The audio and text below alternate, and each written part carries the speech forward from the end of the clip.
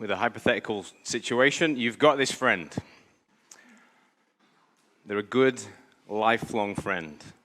It's a friend that you love and care for. You want to help out this friend. You're connected to this friend.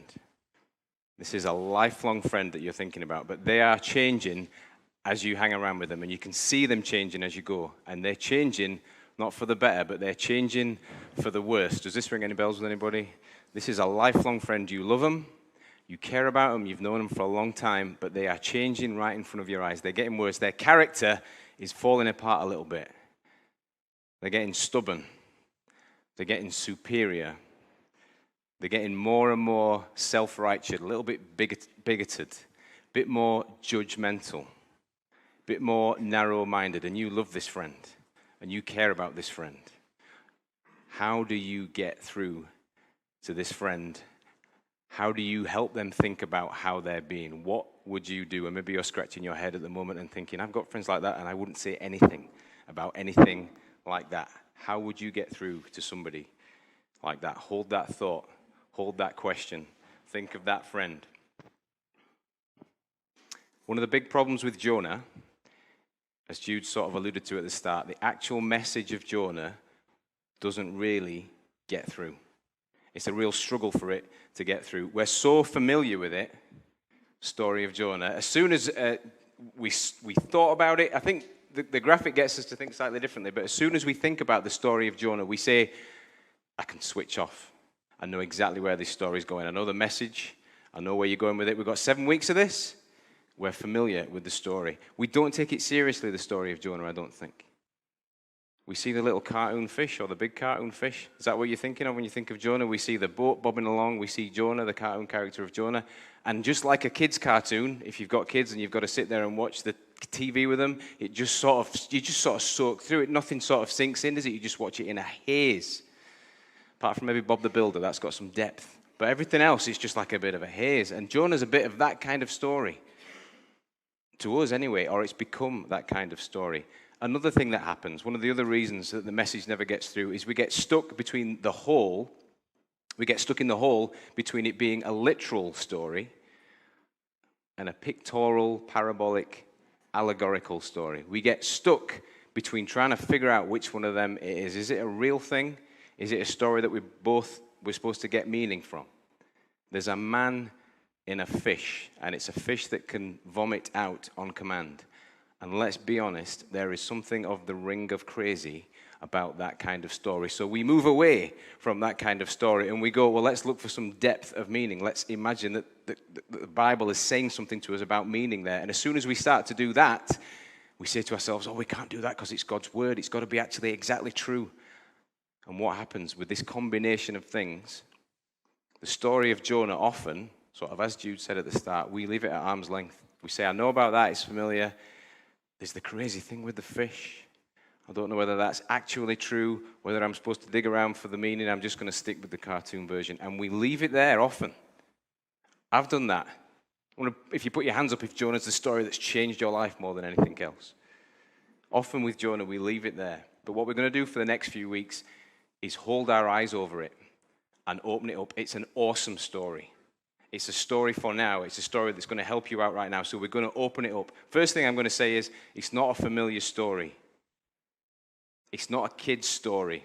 The Ninevites, don't be too offended by this, the Ninevites were awful. They make the Nazis look soft. Jonah, when you get to know him, when you kind of dig around at his story, he's like an angry nationalist. He's got real issues with Israel's borders, and he's keen on figuring them out. He's suicidal throughout. This is not a kid's story. Every time you see Jonah, he's thinking about suicide, and there's no happy ending at the end. He's depressed and embittered. God does an amazing thing, and yet he's completely soured and depressed at the end. This is a complex story.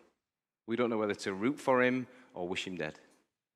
It's not a kid's story, and it's not a familiar story. But that's not to say, just because it actually happened, this is the other thing, and it's probably worth making right at the start, Jonah is a literal guy. The Bible's not saying he's a pictorial guy. It's saying this happened. It's not like a history book, Jonah, but it's not just a story either. The Bible says this guy actually happened. There's other accounts of him. Jonah is a real guy. if the fish is your big hang-up, and this really impressed me as I Googled it, I thought I need to check, see if this happened before. It wouldn't be the first time that somebody's got out of a big fish after a few days and lived to tell the tale. It's not even the biggest miracle in Jonah. He's a literal guy. But that doesn't mean there's no pictures being painted. It doesn't mean this has not got depths of meaning. There is meanings drawn out as this real life event that we read about is retold. There is extra layers emphasized on it as a good story does. And you're panicking. What I'm saying to you is it's both.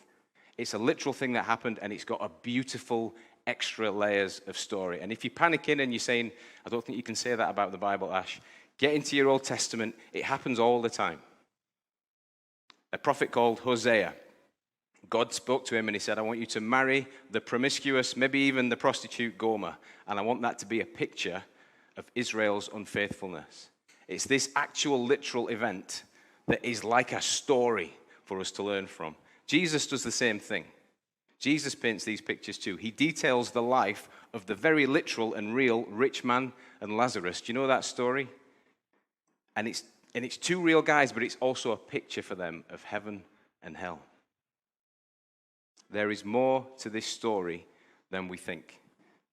It's a real life thing, but there is rich meaning to soak up in the retelling. At every opportunity over the last few weeks, we're going to do a podcast, and we've been working through how we can tell this story. And the Bible Project, a guy called Tim McKee, has been a real help to us. So I would recommend it. Just Google it. They've got loads of stuff. It's really helpful on the book of Jonah. But he takes a step back from Jonah, and hearing him say this really helped me get my head around the book. Now, you might take issue with this, but you've got your chance to ask your questions afterwards, and then we can answer it on the podcast. He says that the book of Jonah is like a real-life satirical punch. He takes a step back from it. He looks at the story altogether, and it's like, he says, this story's got an incredible meaning. It's not just, but it's like a satire. Satire, don't know if you're a fan of comedy, don't know if you're a fan of satirical comedy, but it can be an incredibly powerful tool. There's probably better examples, more politically correct examples of this, but I've led a up and down life, and I've watched all sorts on television. So I'm going to go to Ali G when I talk about this. Ali G is an incredible satirist. He's obviously got his problems and his issues, but he's an incredible satirist. And what you see him do is set up either, and I think this is when we see it at its best, either pompous British aristocrats or the gung-ho American gun lobby people.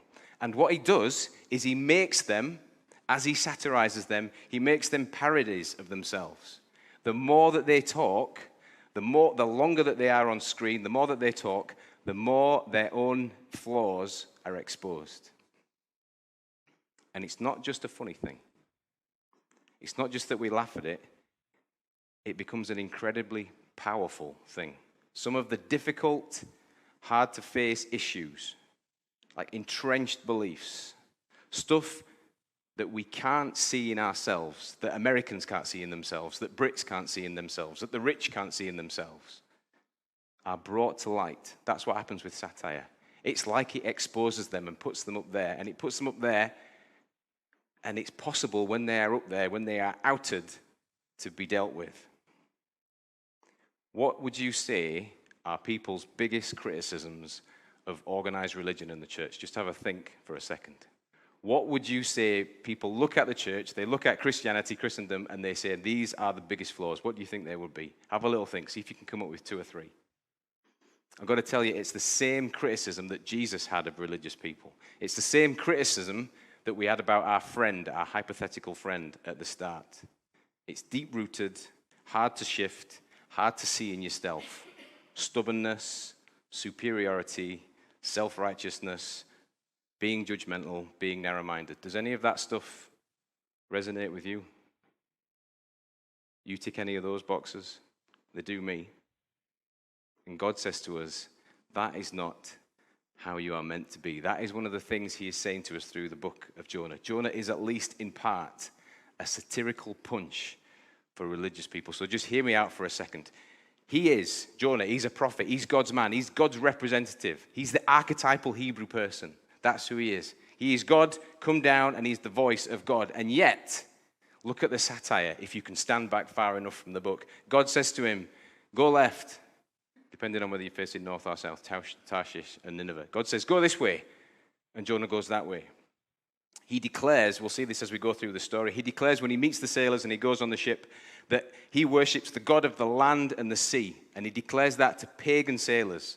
But he ends up where? It's a daft story in some respects. It's a funny story in some respects. After declaring he worships the God of the land and the sea, he ends up in the sea.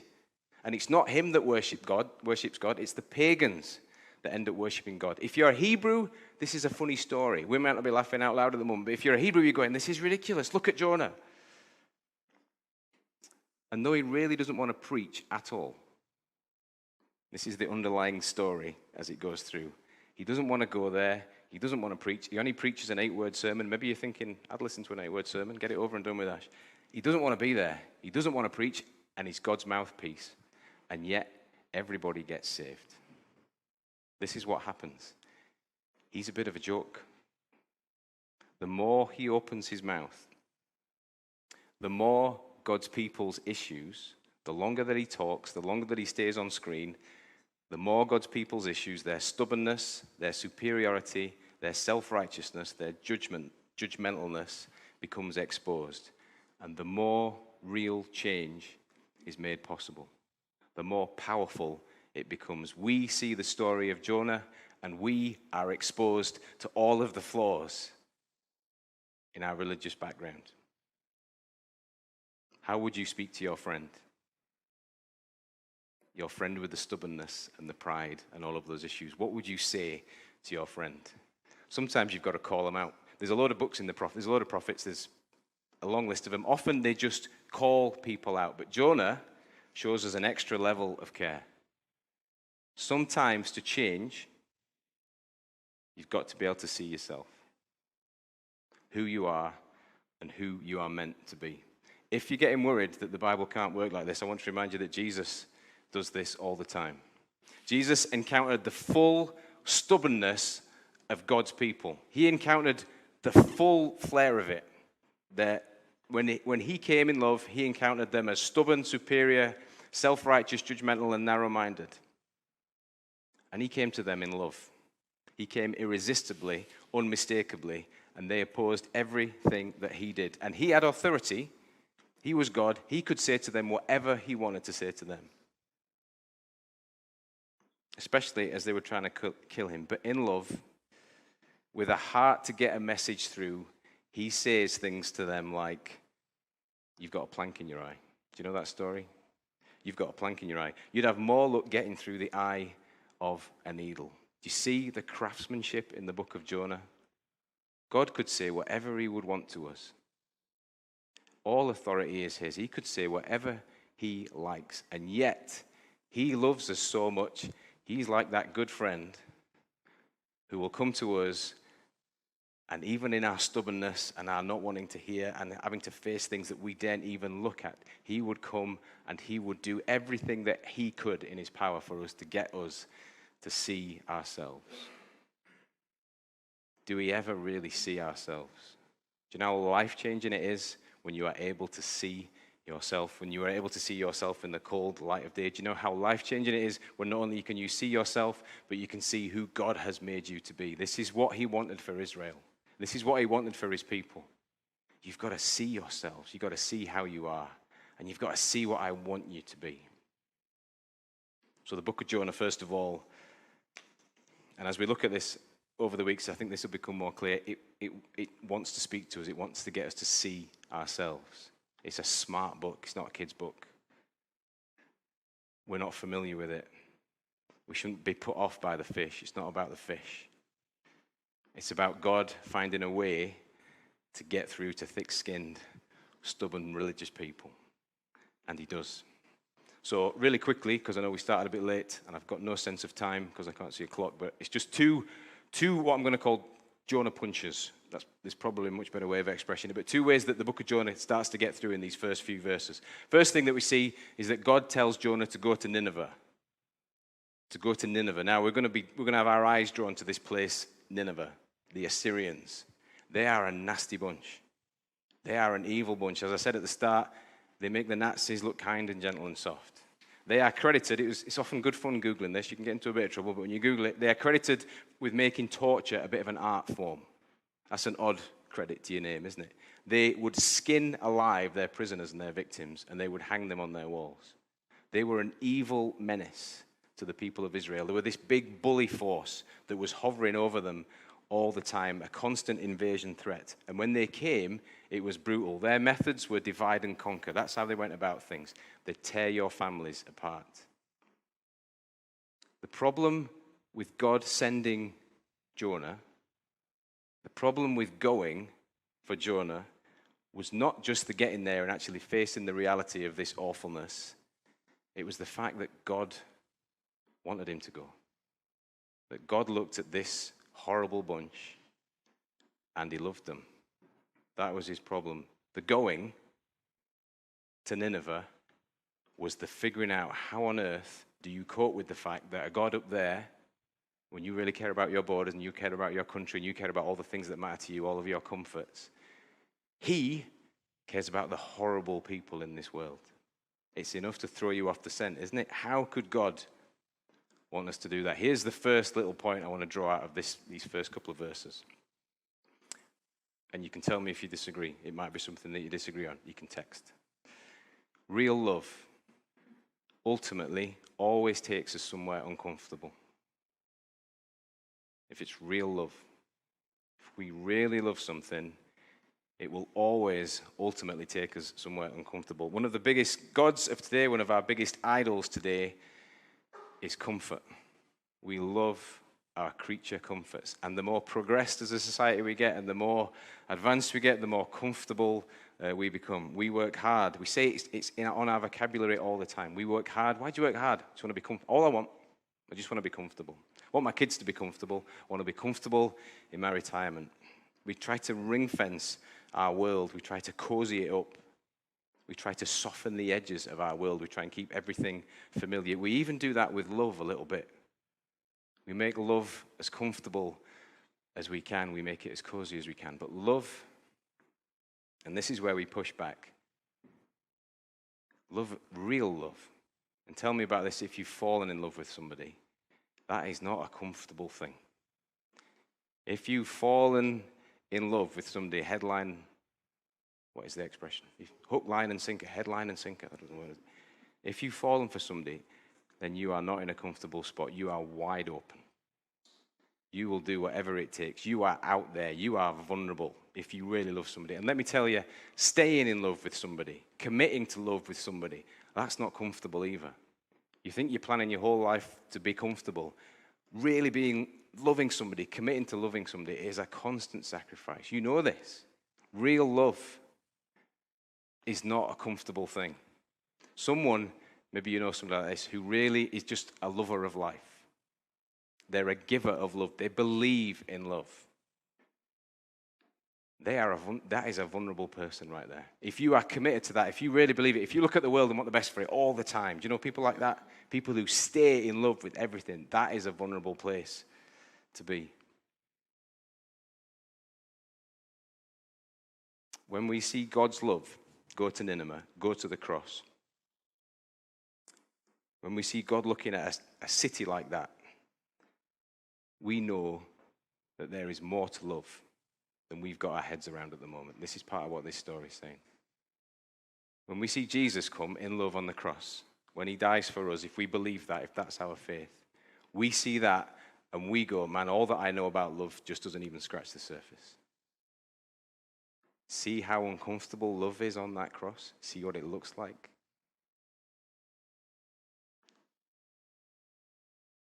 God sends Jonah, don't send Noah. God sends Jonah to Nineveh. And we go, man, there is more to love than I dare think about, than I could possibly know about. This is the first thing that Jonah will do over the next few weeks. It will say to us, we know about that much about love. And there is loads more to learn about love. But that's not the only place that Jonah ends up. The other place that he goes the other way. Jonah goes to Tarshish. He runs away. Now, I need to say at this point, this is a bit of a disclaimer. Probably two characters in the Bible that I identify with as much as I identify with anybody in the Bible. It's Peter, because he shouts and he loses his rag. and it's Jonah because he runs away. And anybody that knows me as probably a good friend will know that that's been one of the stories of my life. I'm a runner away from things. So I read this story, and I think we should read this story with some degree of sympathy. Some of the realities that we are to face in this world, being a human being in this world, there's lots of things that we might want to run away from. The type of people God calls us to be, the way that God works in us through his Spirit, often with me, tell me if you're different, is things that we would want to run away from. I have run away from those things. And the story, I think, affords us that sympathy. He's not, Jonah, a straight-up bad guy. He's not a coward. It's not just a don't do that story. It's a here's what it's like story.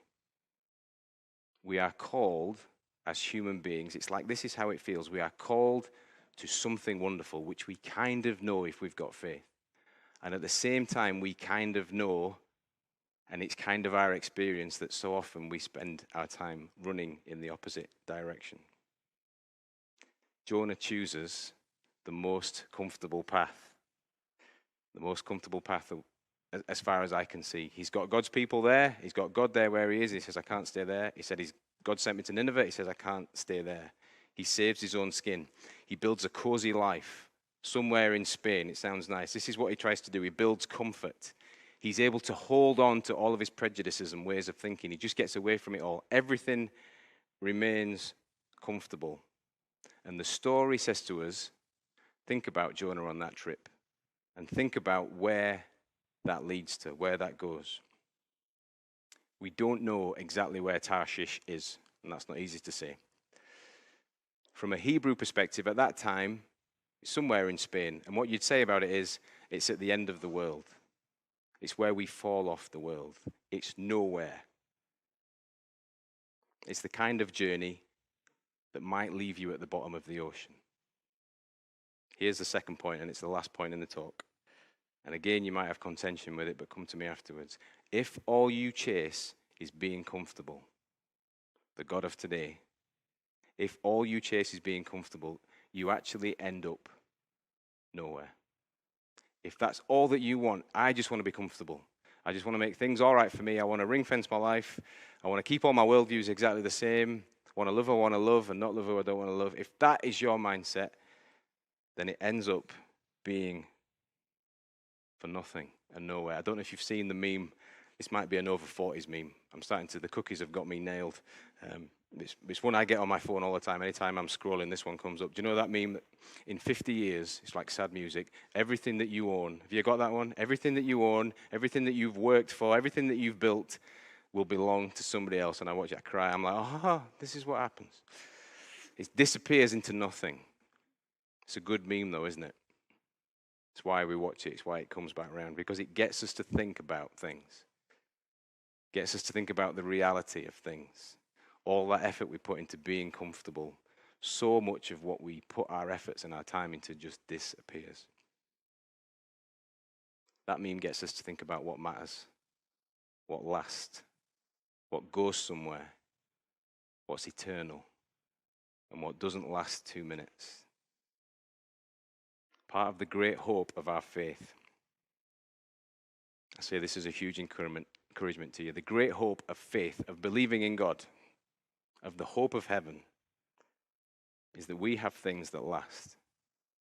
There are things that remain. There are things that go on. They don't disappear into nothing. Something, and hold on to this, something of our person, something of our spirit, something of our deeds, something of our community, something of our work really matters.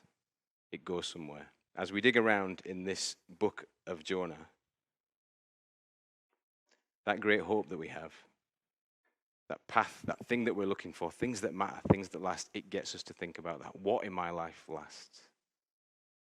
What am I doing that will last forever? Am I doing stuff that's just going to disappear into nothing? As we stare into Jonah, it gets us to puzzle out these things. And Jonah shows us, if we're going to take those steps, if we're going to have things that last forever, if we're going to have meaning in our lives, this is what it says. We're going to need to see ourselves and how we're meant to be in order to do that. If you've got any questions, this is as we said at the start, this is an opening gambit. This is a get into the book of Jonah, give it a read. It's an interesting book. If you've got any questions, give them a text. Listen out for the podcast in the week. We hope you enjoy the series.